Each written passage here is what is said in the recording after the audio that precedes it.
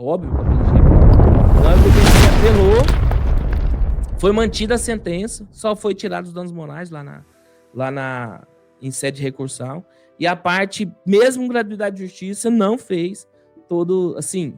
E aí, gente, esses casos são muito comuns. A gente, como os valores não são altos, e vocês vão ver pela própria proposta, o valor que a gente consegue cobrar nesses casos também não é grande coisa. Pensa, a gente pegou R$ 1.600 emprestado.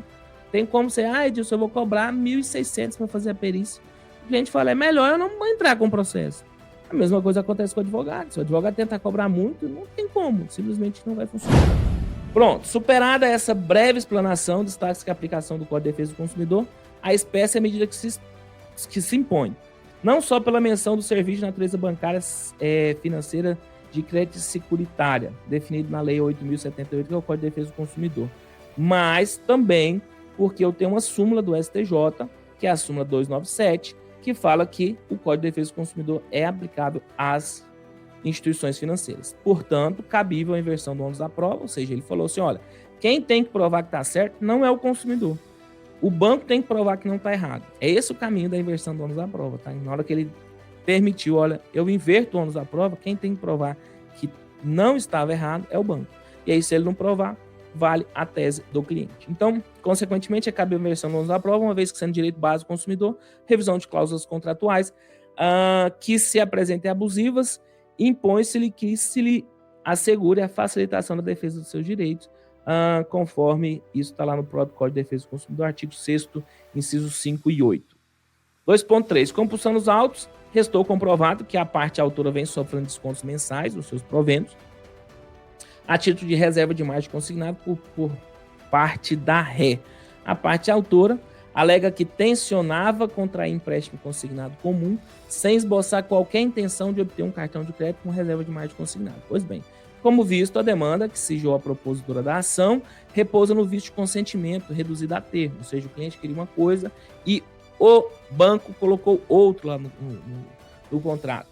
Por isso, se faz imprescindível minuciosa análise das características que envolvem as duas modalidades de contrato em discussão, empréstimo consignado e cartão de crédito com reserva consignável. É importante você entender o seguinte, olha, esse vício do consentimento, quem tem que provar que o cliente efetivamente tinha entendido o que estava no contrato é quem redigiu o contrato. Então, em contratos de adesão, a responsabilidade por provar que a outra parte entendeu efetivamente o que estava lá é de quem redigiu esse determinado contrato. Logo, por ser contrato de adesão e por ser redigido pelo banco, o banco tinha que se assegurar que a parte efetivamente tinha entendido tudo que estava descrito ali no contrato. Você sabe que os bancos não fazem isso, enfim. Então vamos lá. Agora ele falou que, olha, eu vou explicar para vocês o que é um empréstimo consignado e o que é um empréstimo de cartão de crédito. Bem elucidativa essa sentença. Vamos lá.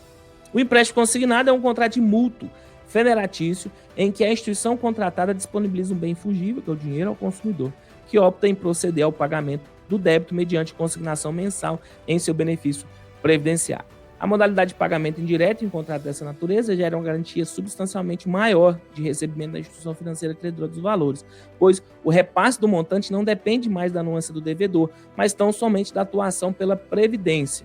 Essa dinâmica, por proporcionar a redução dos riscos a serem experimentados pela instituição financeira, permite a oferta de condições mais atraentes e que a grande maioria dos contratos, mormente pelo baixo índice de inadimplemento. Ou seja, cara, o banco, na hora que ele faz o empréstimo consignado, vai ser descontado no benefício da pessoa. Então, automaticamente, ele já sabe que vai receber. Se ele já sabe que vai receber, o índice de inadimplência é muito mais baixo. Consequentemente, se o índice de inadimplência é mais baixo, o risco é menor. Se o risco é menor, a taxa de juros tem espaço para ser menor. Só assistir às aulas do curso de Matemática Financeira para Peritos, que lá está tudo explicadinho na formação da taxa de juros aí, bem tranquilo. Por outro lado, apesar de reconhecer que o cartão de crédito também representa uma espécie de contrato de mútuo, suas características o diferem consideravelmente do empréstimo consignado. Isso porque a criação deste produto é voltado para o incremento do mercado de consumo, contemplando riscos maiores de inadimplência e, via de consequência, juros mensais em patamares mais elevados. Então, cartão de crédito, o cliente pega o cartão de crédito, pode gastar com o que ele quiser, consequentemente o risco é maior, se o risco é maior, a taxa de juros é maior. De novo, remeto à aula do curso matemática financeira para peritos que tem lá no IBCAPA, né, onde explica o processo de formação da taxa de juros. A distinção é importante para evidenciar não só as características de cada um, mas também dar ênfase na discrepância entre os encargos decorrentes da situação em que foi pontualmente observado pela Corte Catarinense. Aqui ele vem trazendo julgados nesse sentido, mostrando, olha, que empréstimo consignado tem um risco, cartão de crédito consignado tem outro risco.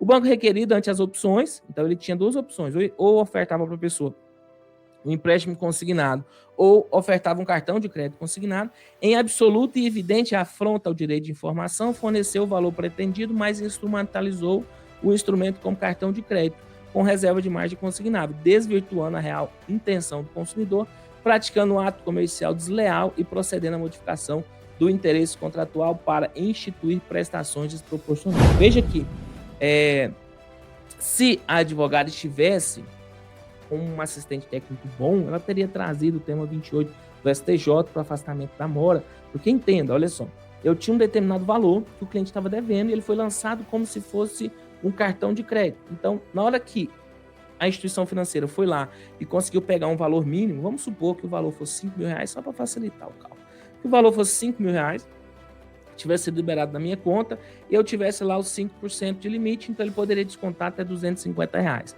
Então, eu estou devendo R$5.000 no cartão de crédito, correndo juros de 13% no rotativo, e o cara pode descontar no máximo R$250. Então, veja o seguinte, olha, correu os juros do rotativo, chegou no final do mês, ele descontou R$250.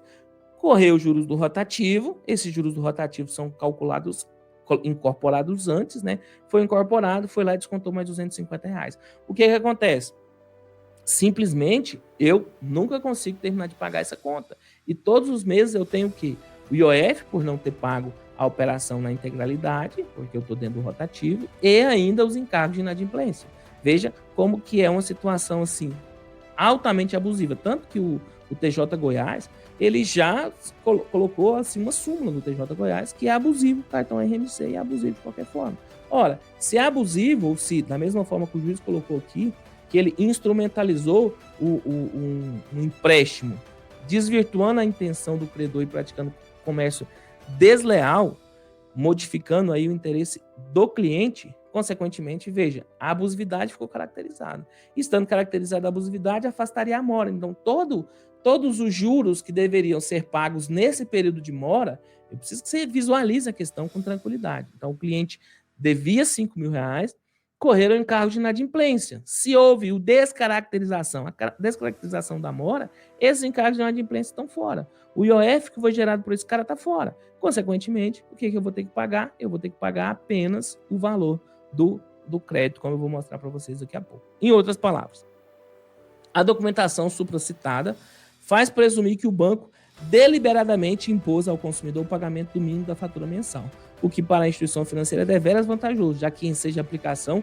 por muito mais tempo de uns juros e demais encargos contratuais, os quais frisas são maiores do que os praticados em um empréstimo consignado convencional. Isso, inclusive, ele transcreveu apenas um julgado de outra apelação que aconteceu na 5ª Câmara de Direito Comercial, lá do TJ Santa Catarina. Outro sim, é o que tudo indica, a autora jamais utilizou o cartão de crédito para sua função principal, ou seja, aquisição de bens e serviços no mercado de consumo. Então, essa é uma situação bem comum, tá? O cara vai lá, ele finge que foi um cartão de crédito, nem manda o cartão de crédito para você, às vezes o cartão de crédito continua bloqueado, a pessoa nunca recebeu o cartão de crédito, e, consequentemente, ele vai cobrando, como se cartão de crédito fosse. E aí, a pessoa nunca usa ele como cartão de crédito. Foi esse caso aqui. Se você pega o extrato lá, não tem nenhum lançamento de compras, tem simplesmente o valor que todos os meses o cliente deveria pagar e não estava pagando, e aí ele gerava encargo de inadimplência, gerava IOF, gerava multa e por aí vai. Entendeu? Por isso que eu disse para você que cartão RMC vai ser ainda um dos grandes filões. O doutor Diego está aí participando conosco, daqui a pouco eu vou para o chat para tirar as dúvidas do pessoal que está participando ao vivo. O doutor Diego está aqui no chat tirando as dúvidas do pessoal. E é o seguinte, cara, o cartão RMC e o RCC eu ainda acredito que vai ser um dos grandes filões de 2023. Não tem como fugir disso aqui, tá? E no ano de 2024, não sei. Hoje, 2023, eu tenho certeza que é um dos grandes filões, assim como metade de 2022, né, doutor Diego, já teve muito caso e a gente já tinha muito trabalho para fazer. Vamos continuar. Então, outro sim, ao que tudo indica, a parte autora jamais utilizou o cartão de crédito para sua função principal, ou seja, aquisição de bens e serviços no mercado de consumo. Vale dizer que os lançamentos formalizados pela casa bancária referem-se tão somente ao valor do saque disponibilizado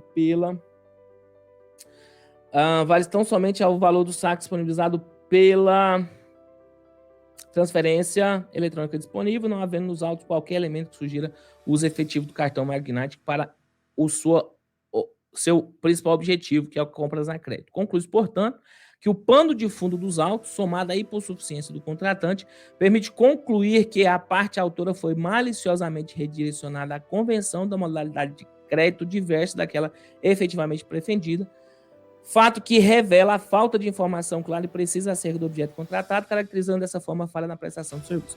Eu quero que você entenda o seguinte, cara, foi declarado aqui falha na prestação do serviço, ou seja, que o banco não fez o que ele deveria fazer na hora de informar o cliente.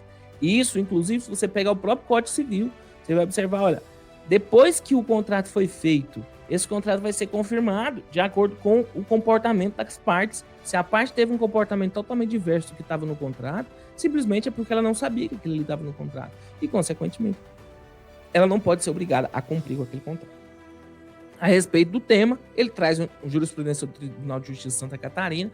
Se você atua nessa área, é importante que você tenha colacione, né, tenha essa coleção de jurisprudência nesse sentido. Não obstante, a notória violação dos princípios de informação e transparência, a conduta requerida desvela a ocorrência de prática abusiva. E ele traz aqui, simplesmente, olha só, ele comprovou a abusividade. O próprio juiz colocou que está lá, comprovação da abusividade. Portanto, por restar configurada a prática abusiva perpetrada pela instituição financeira e sendo a manifestação de vontade do contratante voltada para a aquisição de empréstimo consignado, imperativa é a declaração da invalidade da contratação na forma pactuada. Olha só essa parte aqui, o tanto que é importante. Portanto, por restar configurada a prática abusiva perpetrada pela instituição financeira e sendo a manifestação de vontade do contratante voltada para a aquisição de empréstimo consignado, imperativa é a declaração de invalidade da contratação. Ou seja, o juiz declarou inválido esse contrato inválido.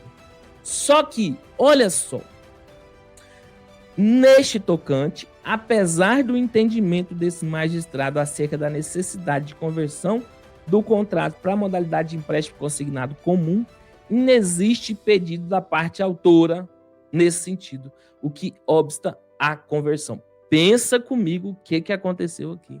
Eu tinha uma pessoa sendo com uma faca e o queijo na mão e não houve o pedido de conversão do empréstimo consignado do cartão RMC para empréstimo consignado. Então o juiz falou o seguinte, olha, eu queria dar, mas eu tenho uma súmula do STJ que fala que é proibido eu reconhecer de ofício essa questão. Se é proibido reconhecer de ofício, consequentemente, eu não vou poder aplicar as regras do empréstimo consignado comum. Logo, nos limites dos pedidos iniciais, é imperativo o restabelecimento do status quo ante, com a devolução dos valores descontados do benefício da autora após a compensação do montante disponibilizado pelo banco como crédito. Esse ponto aqui, vocês vão ver que vai dificultar em muito o trabalho que a gente vai fazer. É claro que o nosso trabalho aqui nessa aula é como assistente técnico, então a gente tem uma certa liberdade. O perito judicial, que for nomeado nesse caso, vai ter uma extrema dificuldade de fazer esses cálculos. Por quê? Porque ele vai exigir diversas considerações que não foram objeto da sentença, que deveria ter sido disponibilizado, entendeu? Deveria ter sido trazido para os autos, não foi. E a mesma coisa acontece com o acórdão, que também houveram diversos problemas, entendeu? No acórdão, assim, pontos que ficaram omissos, o advogado deveria ter manejado o embargo de declaração, não manejou. Na apelação, que o BMG apelou, óbvio que o BMG apelou. Na hora que o BMG apelou, foi mantida a sentença, só foi tirado os danos morais em sede recursal, e a parte, mesmo em gratuidade de justiça, não fez todo, assim. E aí, gente, esses casos são muito comuns. A gente, como os valores não são altos, e vocês vão ver pela própria proposta, o valor que a gente consegue cobrar nesses casos também não é grande coisa. Pensa, A gente pegou R$ 1.600 emprestado. Tem como ser, Edilson, eu vou cobrar 1.600 para fazer a perícia. O cliente fala, é melhor eu não entrar com o processo. A mesma coisa acontece com o advogado. Se o advogado tentar cobrar muito, não tem como, simplesmente não vai funcionar. E aí, nesse caso aqui em específico, você vê que acaba que os advogados não são tão experientes com a situação, às vezes não contratam assistente técnico, às vezes entra do jeito que é possível entrar, e aí você acaba vendo alguns erros que poderiam trazer um benefício para o cliente, ou que pelo menos evitaria que esse processo enrolasse ainda mais, porque o BMG tem uma equipe boa. Agora, nem sempre, né, o resultado é o resultado que deveria ser. Então, aqui, só para vocês entenderem, apesar de o magistrado entender que deveria converter para empréstimo consignado comum, como não tinha pedido, ele não pode converter. E aí, ele apenas pediu para restabelecer o status quo ante, com a devolução dos valores descontados após a compensação do montante disponibilizado. Entenda que ele está restabelecendo o status quo ante. Ele declarou a invalidade do contrato. Você precisa prestar atenção no negócio. E eu falo, Edilson, vai lá, compra uma planilhazinha que é mais fácil. Vai dar pau, vai dar problema. Você vai arrumar problema para você e para o seu cliente. Mas é porque eu vi uma planilha que ela falou para mim que calcula todos os tipos de situação. E eu sou advogado, eu estou querendo economizar com assistente técnico. Vai tomar um pau do tamanho do mundo. Por quê? Porque não é assim que funciona. Então, mas é porque eu vi e tinha lá planilha que foi feita por um perito, sabe? Ele tá me vendendo essa planilha na internet, foi feita por um perito. Cada caso é um caso. E assim, eu fico muito tranquilo de falar isso para vocês. Por quê? Porque o doutor Diego tá aqui no chat participando conosco nas aulas. O doutor Diego tem um curso de RMC. No curso de RMC, ele ensina como fazer uma liquidação de sentença de cartão RMC. Acho que 1 ou 2, não sei, doutor. Depois você me confirma aí. No curso de RMC. Lá no curso dele, especialista em cartões de crédito, ele ensina mais 3 ou 4 casos de RMC, que é diferente desse caso que eu estou ensinando hoje. Nenhum deles é igual. Eu só trouxe porque não é igual. Se fosse igual, eu falava, vai lá assistir a aula do Diego. Ele é muito melhor do que eu, só não é mais bonito. Mas ele é muito melhor do que eu para dar aula. Agora, eu trouxe esse caso, por quê? Porque ele é diferente de tudo que você já viu. Entendeu? Rapaz, aqui, agora foi estranho, né? Diferente de tudo que você já viu. Mas eu nunca tinha visto um caso assim. Inclusive, eu só aceitei fazer esse trabalho porque ele era tão estranho que eu falei, cara, eu tenho que levar isso pro povo lá na comunidade de perícia bancária. Por quê? Porque é um caso muito sui generis, entendeu? Então, olha só. O juiz reconheceu a abusividade e declarou a nulidade do contrato. Vocês entenderam que ele não declarou a nulidade da cláusula contratual de empréstimo consignado, de empréstimo de cartão de crédito? Ele declarou a nulidade da contratação. Isso, Edilson, e aí agora? Pois é. Olha lá, ó, o doutor Diego falou, ó, no curso de cartão RMC ele tem uma, mas no novo tem 2 casos diferentes. São casos diferentes. Por quê? Porque todo dia, isso aqui tá pipocando todo dia aqui, e eu quero mostrar um caso ainda diferente. Ai, o Oceano Azul faz em 15 minutos essa planilha. Ai, Jesus, não me atrapalha. Gente, não deixa eu começar, não. Hoje eu não tô bem, não. Então, vamos lá. Ai, minhas coisas. Então, vamos lá. Eita, o tio hoje tá complicado. Ó, então, o juiz aqui, nesse caso, ele declarou a nulidade do contrato, a invalidade da contratação, entendeu? Então, fica atento com esse negócio.